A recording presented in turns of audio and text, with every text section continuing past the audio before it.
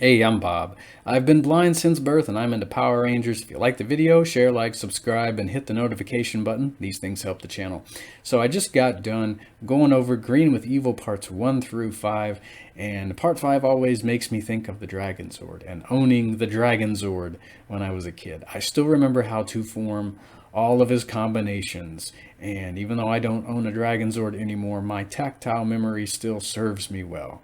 So I'd like to go through how I would form Dragonzord FightingMode back in the 90s when I owned him. I don't know why I still remember how to do all this stuff, but I do. It's one of those weird things that just does not fade away. I'm glad it doesn't. It was always fun transforming and combining the Zords. So Dragonzord was a lot like the Mastodon in that he split right down the middle as well.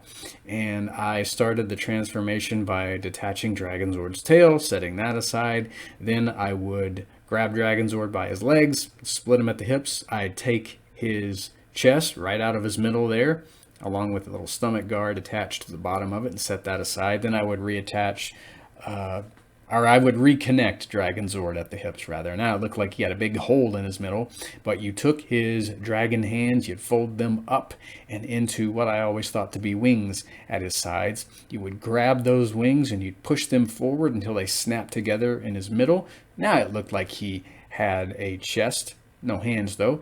Those will come later. Then you would grab Dragonzord's feet, grab each of them, and you would grab him by his knee pads, and you'd fold his feet up from standing position until they were, well, going vertical. They would go all the way up to where they would almost touch his hips, and he was ready to have some Zord legs. Once you did that, you were pretty much done with him.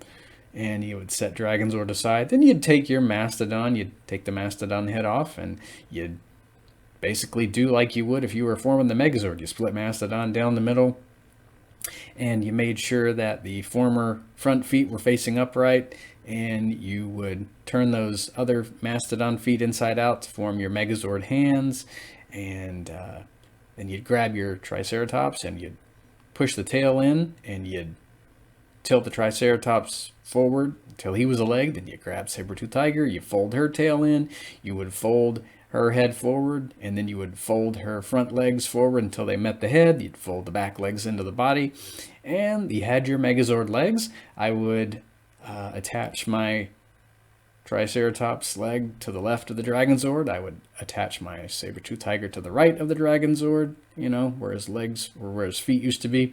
I grabbed the Mastodon hands, or the Megazord hands. I would snap them onto Dragonzord's back and clip them into place there, into those little tabs that were on the Dragonzord's side. And I would fold the shoulders up and out. I think that's what you would do. Guess they look like Megazord arms on him. And then I grabbed Dragonzord's horn. I always left it in what I always used to think of as Mohawk formation. And I would tilt that horn up, and you would grab Dragonzord's mouth, pull that down, revealing a robotic face. And it was like this, you know, robotic face in the folds of a dragon-esque looking cowl. And there you had Dragonzord in fighting mode. In order to form the weapon, you just grabbed the base that Dragonzord came with. You grabbed Dragonzord's chest piece, you put that on the base first, then you grabbed his tail, and you would attach that to the top of the chest piece, and then you grab this little random handle that came with your Dragonzord. You'd attach that to the side of your base, and you had Dragonzord's ginormous drill staff, or Dragonzord FightingMode's ginormous drill staff, I should say, and you were done. I mean, it wasn't a very hard combination to form at all. It looked pretty cool.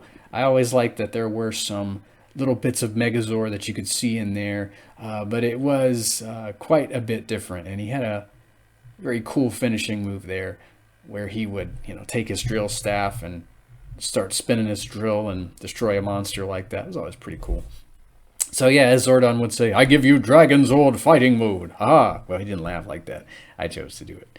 So yeah, I hope you guys liked the video, and when we get finished with Gung Ho, I'll be going over how to do Titanus and Ultrazord. It was another fun Zord that I had. And man, it took me a while to find that one back in the day. So yeah, I hope you liked the video. I will hear you guys next time.